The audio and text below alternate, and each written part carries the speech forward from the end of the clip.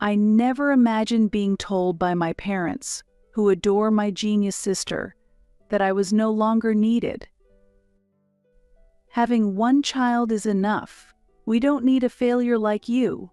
Sandy needs a lot of money to bloom her talents, so if you can pay the monthly rent of $1,000, we might reconsider. My parents decided to kick me out of the house while I was still young. My uncle reached out to help me, unable to hide my confusion. Though I'm poor, if you don't mind, Emily, I'd really like to be your parent, he said. I immediately accepted his offer. My name is Emily. I am now 30 years old, but my life has a complex background. Before talking about my family environment, please listen to my story. I was born to a typical salaryman father and a stay-at-home mother. We lived with my grandparents in my father's family home, where my unmarried uncle also lived. I started living with my uncle when I was 4 years old. He was 24 at the time. Living at home at that age might not be so unusual. However, my uncle had special circumstances that kept him from leaving home. He had been frail since childhood and continued to have health problems as an adult, making it difficult for him to hold a steady job, so he ended up living a life of irregular part-time work. Working just a few hours a few days a week was not enough income to live on his own. Perhaps feeling inferior because he was dependent on his parents, my uncle always looked guilty. I frequently witnessed my father yelling at my uncle, "You really are a burden." Such incidents were limited to when my grandparents were not around. My grandparents loved both their healthy son and their frail son without discrimination. With decreased income due to the recession and being forced to live together, my father seemed to want to behave modestly in front of his parents. However, in places where they were absent, my father was always harsh, contemptuous, and mocking toward my uncle. Seeing this, my uncle would just look sad, never getting angry or talking back. "Why don't you get angry?" I once asked innocently as a child. With a puzzled look, my uncle replied, "Because I really am receiving support from my parents." As a child, I accepted that reasoning, but as an adult, I think my father is receiving the same support, so he has no right to criticize. If I had understood that at the time, I would have supported my uncle. Unable to grasp it as a child, I felt uncomfortable when my father raised his voice at my uncle but couldn't speak up. It's true that the atmosphere was peaceful when my grandparents were around. Under their watch, my uncle would smile gently, and my father would hide his emotions and behave accordingly. My mother was too busy caring for my young sister and me to pay attention to the relationship between my father and my uncle. As a child, I believed these days would last forever. However, our everyday life changed unexpectedly. My grandparents died in an accident. I was 6 years old at the time. My sister and I cried bitterly, overwhelmed by deep sadness and loneliness. I clearly remember my uncle also quietly shedding tears. But what I can't forget is my father's laughter. Yes, he was laughing. Despite the death of his own parents, he never cried. Not when we rushed to the hospital, not while preparing for the funeral. It wasn't just that he was composed, it was clear to me, even as a child, that my father was not grieving. And that conviction only grew stronger. On the day of the funeral, my father was laughing secretly, thinking no one was watching. I happened to see his face in a moment, and I clearly caught his expression. It wasn't a laugh born of sadness or confusion, but a smile of genuine joy, the kind of happiness I, as his daughter, recognized. My father was inwardly pleased with the death of my grandparents. He was probably considering various financial benefits. That smile was very unpleasant, and it felt terrifying to me as a child, making me cry. Perhaps it was taken as tears for the death of my grandparents. At that moment, my uncle put his hand on my shoulder and gently stroked it with a tender gesture. My eyes were red with tears, but my uncle's eyes, while filled with sadness, watched over me with warmth. Why was this so? Despite being blood brothers, my father and uncle had completely different reactions to our parents' death. At that time, my suspicions about my father deepened. Afterwards, my father's behavior changed significantly. His attitude towards my uncle became noticeably colder, and he would say things like, "Why should I have to take care of a useless person like you? You should be grateful just to be allowed to live here," he also said. "If you can't even pay rent, I should take all the inheritance," he declared. I didn't understand it at the time, but these statements were clearly unfair. Legally, the inheritance should be equally divided between siblings, but my father tried to monopolize it. My uncle had the strength to stand up to him and could have resorted to legal action if necessary. However, my uncle chose not to do so. While showing a saddened face, he didn't argue back or claim his share of the inheritance. Worried about my uncle, who seemed to have lost his will, I asked, "Are you okay?" To which he replied weakly, with a smile, "I'm frail and things aren't going well with my job, so it can't be helped." Day after day of verbal abuse from my father worsened my uncle's frail condition, leading to weight loss and a pale complexion. Despite this, my uncle always told me not to worry, smiling at me. However, 3 months after my grandparents passed away, my uncle was ultimately driven out of the house. "You're useless. Get out," my father said, and without saying or doing anything, my uncle left. "Uncle, don't go," I pleaded in despair, tugging at his arm, but he gently removed his hand from mine, placed it on my shoulder, and said, "Don't worry. Emily, you're strong, you'll be okay even without me." "But I'm worried about you," I replied. I was worried about my uncle, who was not healthy and couldn't hold a regular job, having to live on his own. As I looked at him with tears in my eyes, he said, "It's okay," and left. The farewell from my uncle was deeply saddening, but there was nothing a young child like me could do. Furthermore, I myself was soon in a situation where I couldn't afford to worry about others. 2 years after my grandparents passed away, the 8-year-old me was attending elementary school regularly, and my 6-year-old sister Sandy was about to enter elementary school as well. It all started when my mother mentioned that Sandy had been praised for being very smart in kindergarten. "This intelligence must definitely be inherited from me," my father exclaimed excitedly, and impulsively decided to have her take an IQ test. We were all astounded by the results.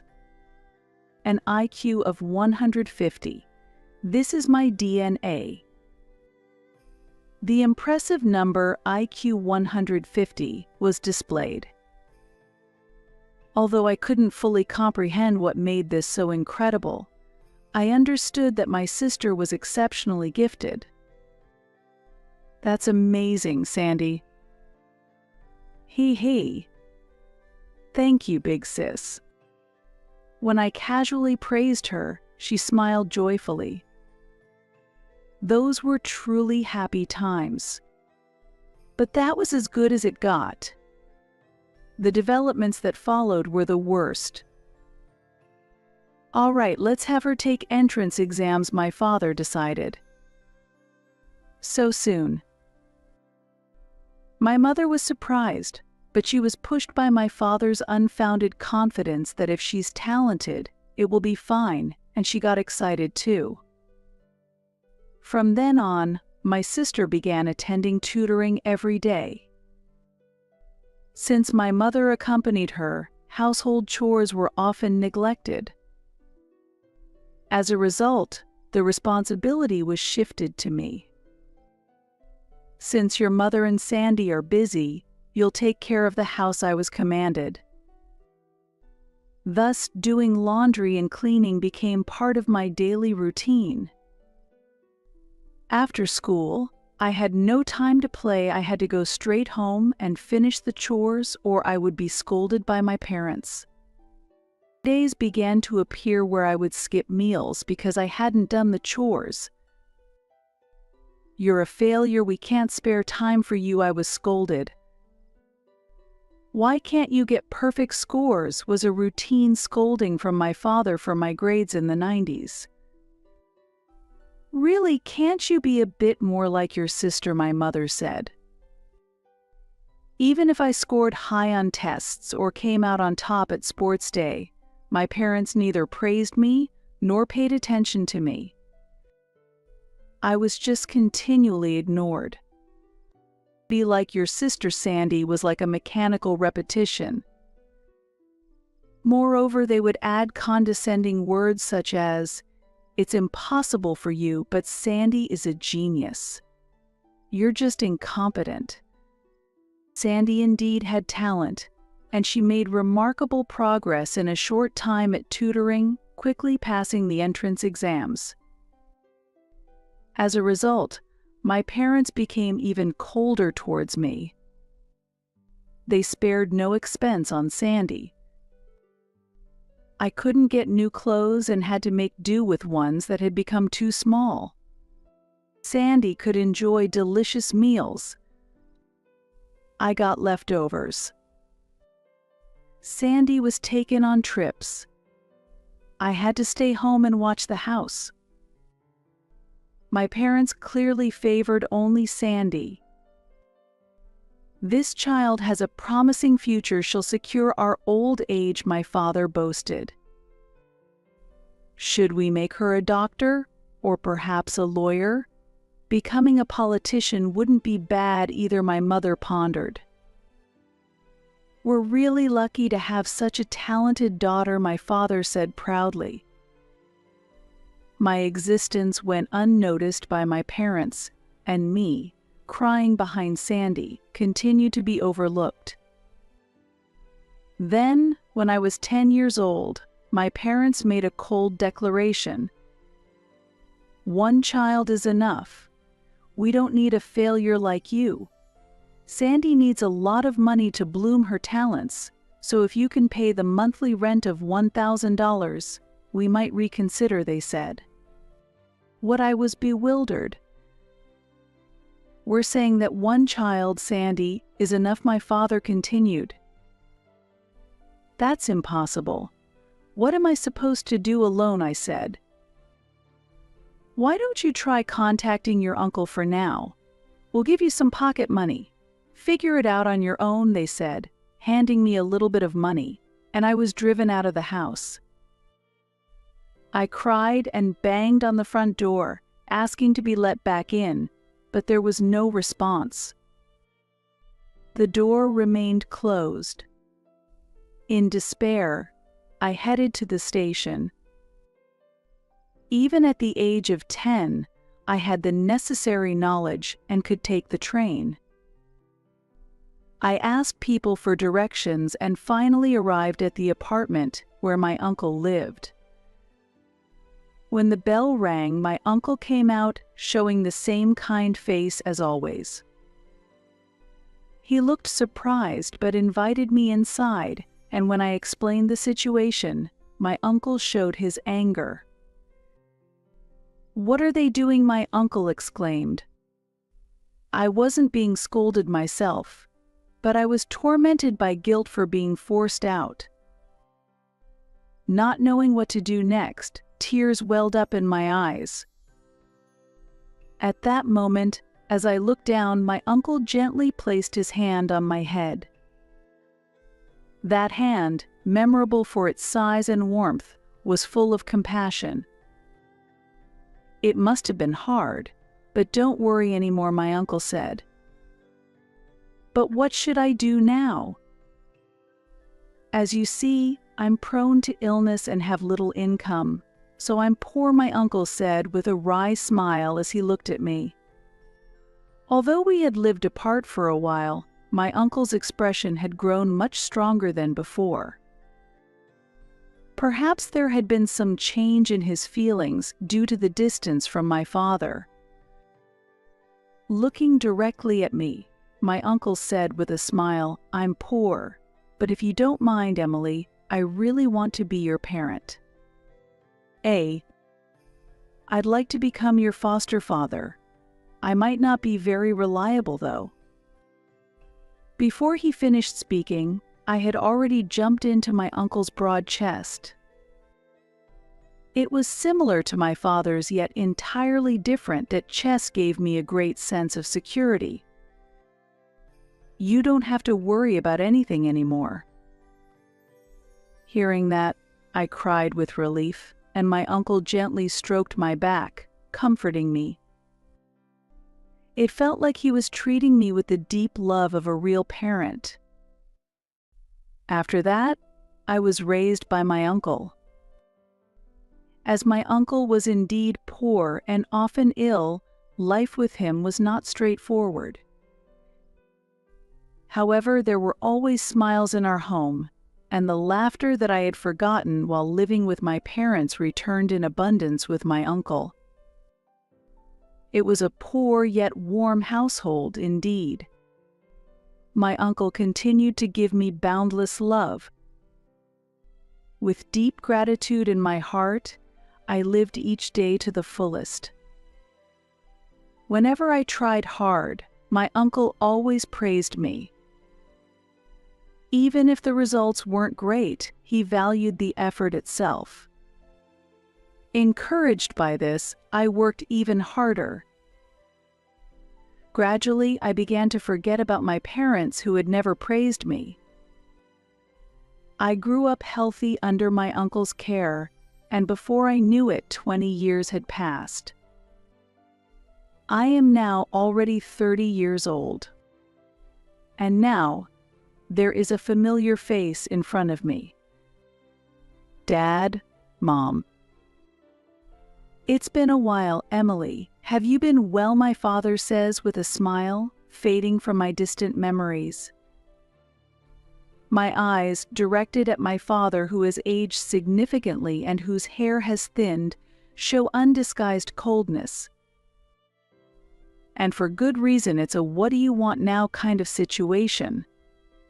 Unperturbed by my icy gaze, my father suggests, "Well, let's let bygones be bygones and get along as a family from now on." My reaction is predictable. What are you talking about? Get along as a family? You must be joking. Figures. A failure always has a bad attitude. Can't be helped. Maybe it's time to re-educate you. That's enough. Please go back home. I firmly stopped my father as he tried to enter the apartment. At that moment, my mother joined in, fueling the conflict. "Emily, don't be stubborn and accept our help. You surely can't be happy living in such a run-down apartment," my mother blurted out. You have nothing to do with this. Please leave. No need to be so haughty. Come on, let us in. No, just go home. Let us in. Go home. Even though they've aged, they pushed with more strength than I expected. Maybe it's because there were two of them, which made it hard for me to push back. We kept shoving each other like kids playing push and shove, but I managed to stay calm until the moment my father tried to step over the threshold. That's when I gave them a hard push back. Who? Ah. The force sent both my parents tumbling onto the ground, landing on their backsides. I ended up standing above them, looking down. Ugh, you're so annoying. What did you just say? I'm busy, so can you just leave already? What kind of way is that to talk? How do you even see us as your parents? I haven't considered you my parents since the moment you threw me away. But we took care of you until you were 10. Until 10, huh? If there's any time I can say I was actually taken care of, it was only when my grandparents were around. Yet you survived, didn't you? That doesn't give you the right to act all high and mighty. As they struggled to stand up while holding their backs, my parents looked much smaller. Even though they're in their 50s, they already seem like they're in their 60s or 70s. You're the ones who said it yourselves, didn't you? That Sandy was enough. With your genius daughter, there's no reason for you to come see me now. Well, it's not so simple anymore. At my words, my father grimaced and responded in an irritated tone. Did something happen to Sandy? What? Did she end up in need or something? She became a lawyer. Well then, there's no problem, right? That's amazing, just what you'd expect from someone with an IQ of 150. Oh, or so we thought, until she suddenly disappeared. That's quite surprising. As I listened further, it turned out that Sandy had successfully graduated from law school, went to grad school, took the bar exam, and although she didn't pass on her first try, she eventually did and became a fully licensed lawyer after her training. So why would she go missing after all that? She left a note saying, "I won't be taking care of you two," and then she just vanished. That's a tough situation. So in short, she's abandoned you. Congratulations. There's nothing to celebrate. That ungrateful child, after all we did to raise her, this is how she repays us. Well, I guess that's what happens when true love is lacking. While my parents may have showered my sister with excessive attention, it likely felt like nothing more than suffocating control to her. Parents who change their behavior based on an IQ score. Parents who burden their children with unrealistic expectations. Parents who disguise their selfish desires as affection. It's no wonder my sister grew fed up with that environment. Actually, the company went under. Well, given the times, that's not surprising. We barely got any severance pay, and the unemployment benefits are about to run out. That's great news. It's not great at all. It's hard enough trying to find a new job at our age. That sounds rough. Their obvious frustration only made me smirk with disinterest. That's why we want you to take care of us. The sudden demand wiped the smile off my face.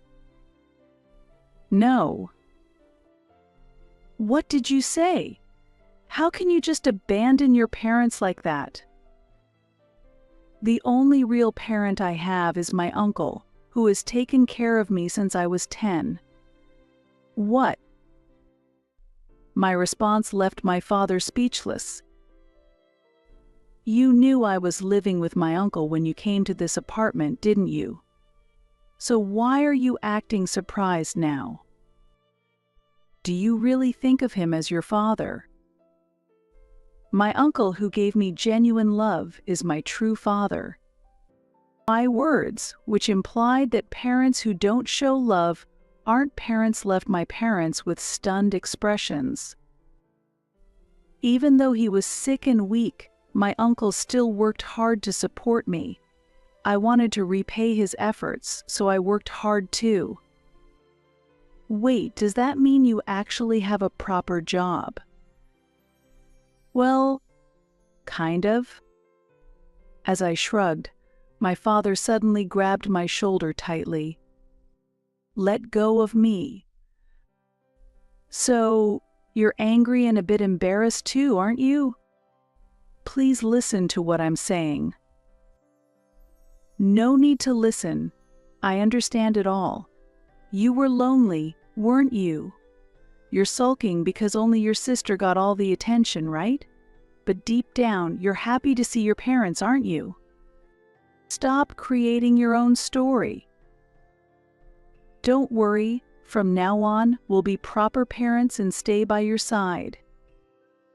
I had no idea what he was talking about. Could it be that my father is already showing signs of dementia? For a moment, I stared blankly at my parents, and their ridiculous expressions made me burst out laughing. Why are you laughing? Is it because you're happy? Haha, not at all. Just so you know, in the past 10 years, I never once thought about either of you. Thanks to my uncle, I had a fulfilling life. As my parents stared at me in shock from my sudden laughter, I continued to speak. Actually, I received a scholarship to graduate from university. Oh, really? Then you must have gotten into a good company. Yes, I did. I got a job at a well-known big corporation. That's great to hear. And through an unexpected connection, I also got married. Oh, well, then I have to meet the groom and give my greetings. No, that won't be necessary. No, it's only proper that I should.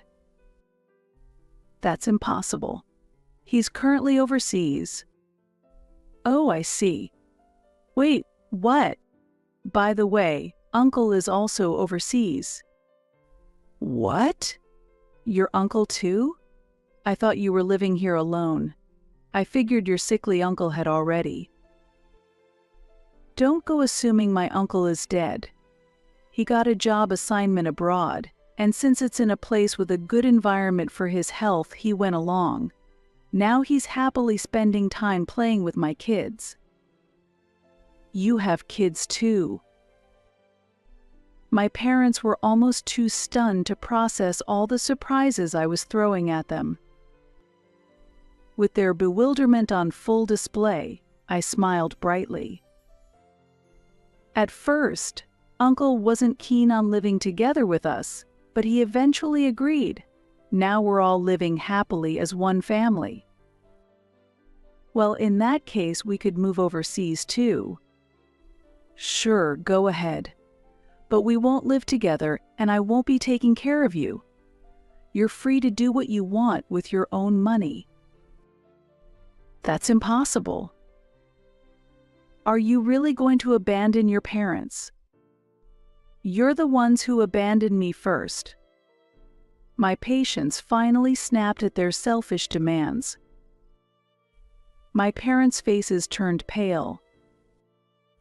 I have no gratitude toward you for anything, but I owe a great deal to my uncle. From now on, I intend to repay him for all he's done for me. That may be so, but at least send us a little money, please." Uncle never touched the money I sent him and continued to live in this old apartment the whole time. But now, he's finally agreed to leave here and live with us overseas. I'm just here to finalize the paperwork. What? On the very last day of leaving this shabby apartment, the fact that you two show up, what a coincidence. Wait, what?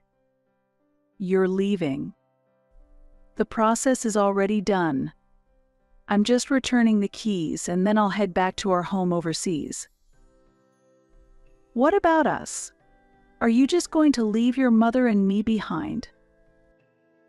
My father asked in shock, and I nodded clearly. Thank you for abandoning me. I said that with a smile, leaving them speechless. Truly thank you.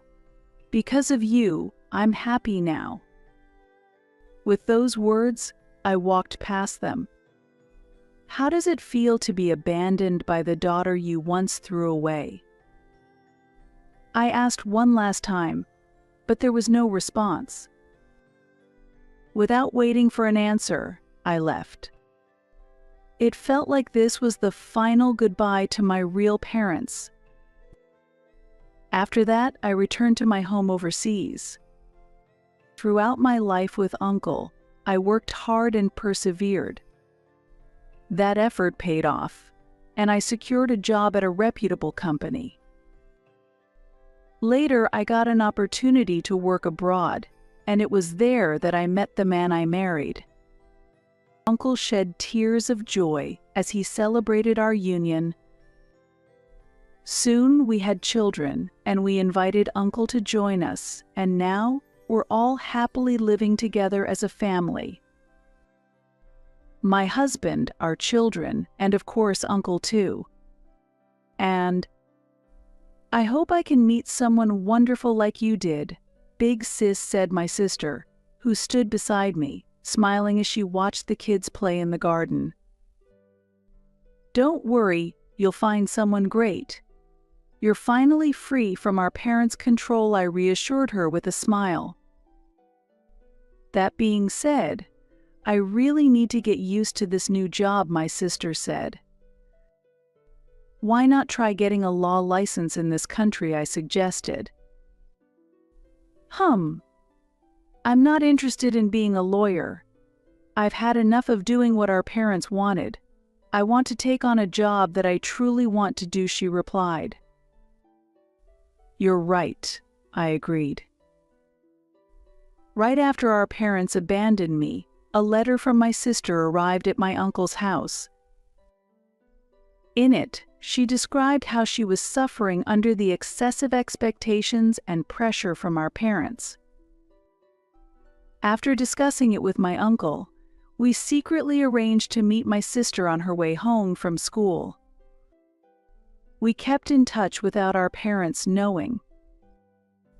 My sister wanted to live with us, but with my uncle's financial situation, it was impossible for him to support both of us. More than that, our parents would never allow it, so my sister endured living with them until she became an adult and could plan her escape. It was a tough ordeal, but she overcame it and finally gained her freedom. While our parents were distracted, celebrating her success as a lawyer, she moved out and became independent. Of course, I was there to help her. Although she secured a job here, she's struggling to adapt to the new language and environment, but I'm sure she'll be fine.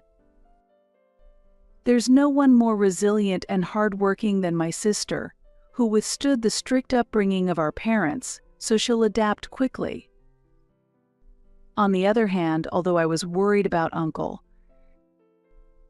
said he's planning to attend a language school, I told her, and she nodded with a smile. That's great. It's never too late to learn. His health has improved a lot, so we should enjoy life more now." "You're absolutely right." Our parents quickly ran out of money after they selfishly squandered the inheritance. Even though they continued to invest in my sister, they eventually lost their jobs. When they sold the house, they were left with very little, as it was tied up with home improvement loans. They've been asking relatives for financial help, but everyone has responded coldly, leaving them to live in poverty. I heard from a relative that arguments between them are constant.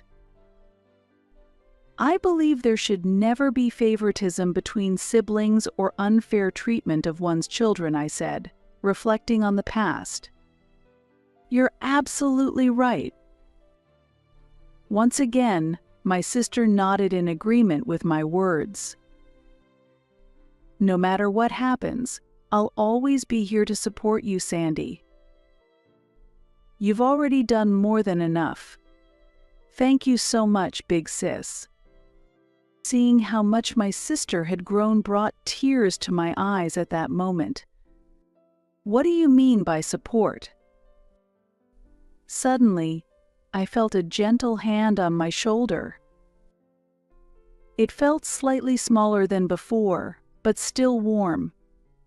I turned around, squinting as I smiled. "Thank you." "Huh?"